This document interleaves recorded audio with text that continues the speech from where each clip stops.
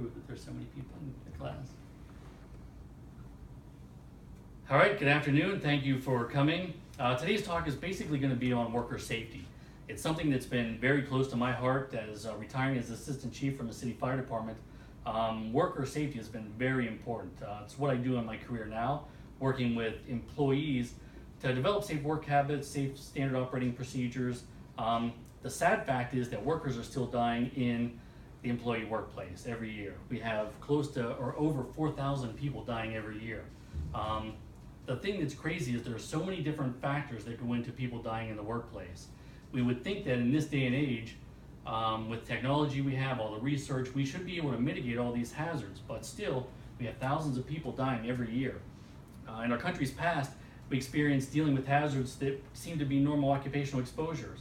For instance, asbestos. People still, and in the previous past, have worked in large amounts of asbestos in the area with very little personal protective equipment. We are moving to make that better with OSHA enacting the asbestos regulations, but you still see, if you watch Fox News or any of the news channels, do you ever see the advertisers for attorneys for mesothelioma, asbestosis, constantly out there because there are so many people, and especially military workers who did shipboard work, had high amounts of exposure to asbestos. Many times they are still unknown, the hazards we're dealing with in the workplace, but we should at this day and age be able to correctly identify all hazardous areas.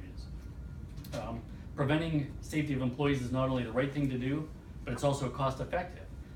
Loss of work days and injuries cost American companies millions and millions of dollars each year just by people taking time off work due to workplace injuries.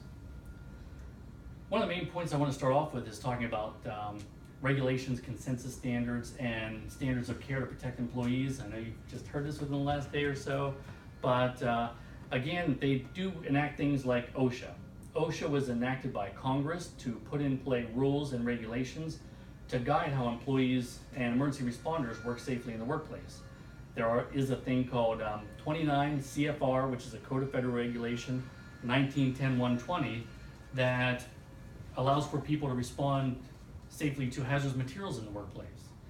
Even things like 1910-1200, which actually is for workplace exposures in the workplace. That's what makes them have safety data sheets, so that people can look up information based on a chemical that they have the potential of being exposed to in the workplace. Even think of other ways people could have injuries. You know, we have policies, or we should have policies based on respiratory protection, trench rescue, trench entry, confined space entry. One of the main points also is one of the top 10 ways employees are getting injured in the workplace is due to workplace violence. You know, who would think workplace violence would be in the top 10 of injuries? When we also think about things like NIOSH, what is certifying our personal protective gear? Places like NIOSH or NFPA, which aren't standards or actual laws, but they're voluntary consensus standards that are the industry standards of care.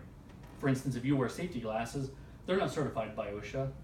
OSHA says you have to wear safety glasses to protect your eyes, but the certification agency is a consensus standard, which is ANSI. There are also things like the Compressed Gas Association that say or recommend that certain color of pressurized cylinders should be painted a certain color so emergency responders or workers in the workplace could easily identify which containers are leaking and what the possibility of the material is inside those containers. What we're trying to do is meet a standard of care for employees in the workplace.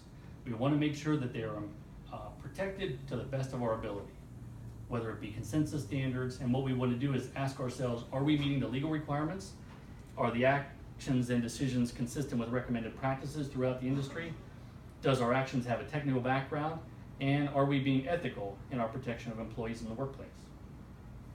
Another main point would be the hazards commonly associated with the workplace. 1 in 5 worker deaths actually occur in the construction industry. So out of the 4,000 and so workers that are perishing every year in private industry, 1 in 5 of those is in the construction industry, and the largest number of killer in the construction industry is falls in the workplace. We have almost 350 workers die every year by falls in the workplace. And that goes from people working on scaffolding, people working on roofs, and a lot of it is working, iron workers working above level.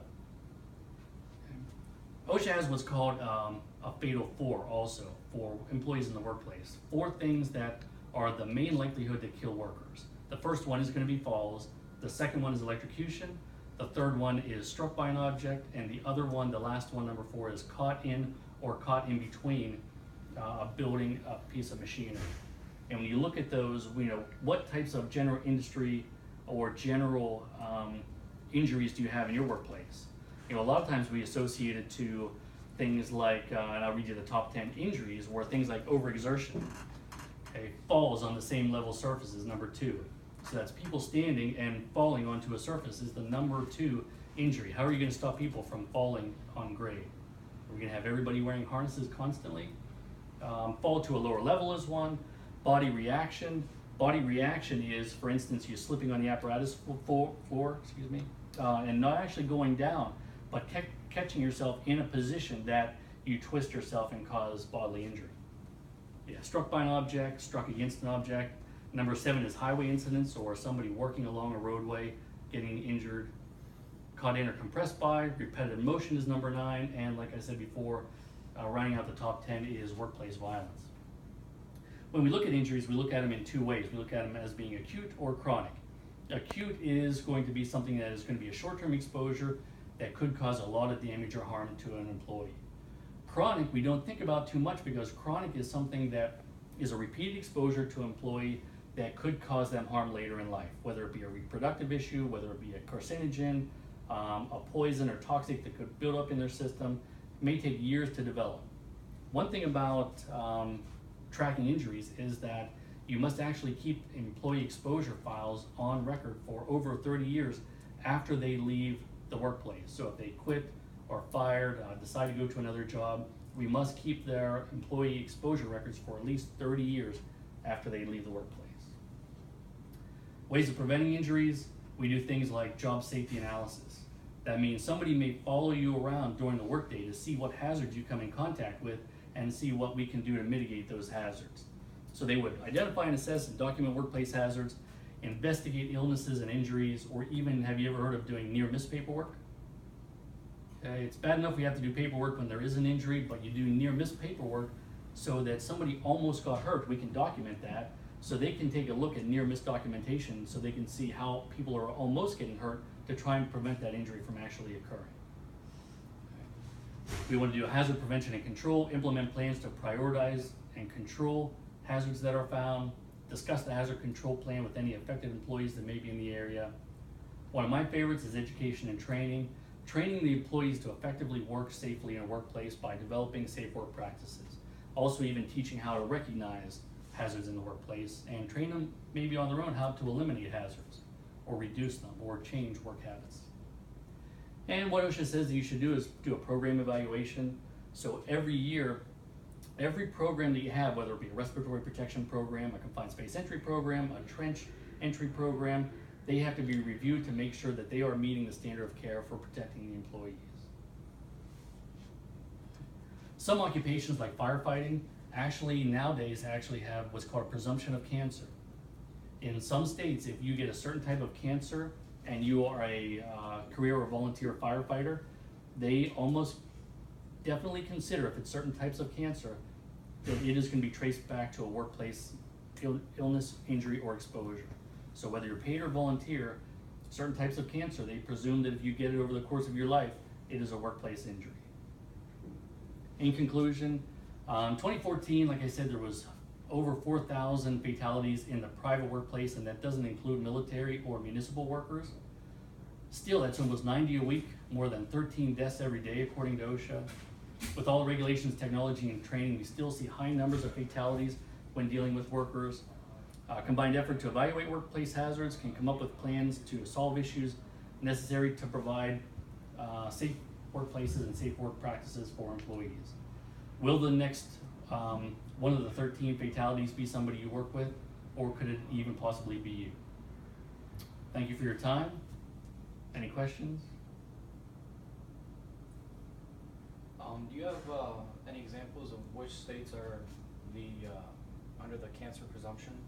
I know one in Pennsylvania is one for sure. And I know it's sort of being worked through the different states and may eventually be a nationwide program. So that a line of duty death, actually, you may start seeing where firefighters retire or leave the volunteer fire service because of age or any other reason. And 20 years after they leave, it's considered a line of duty death nationwide. So hopefully eventually it will be a nationwide program. Most people are jumping on board. Any other questions? Good.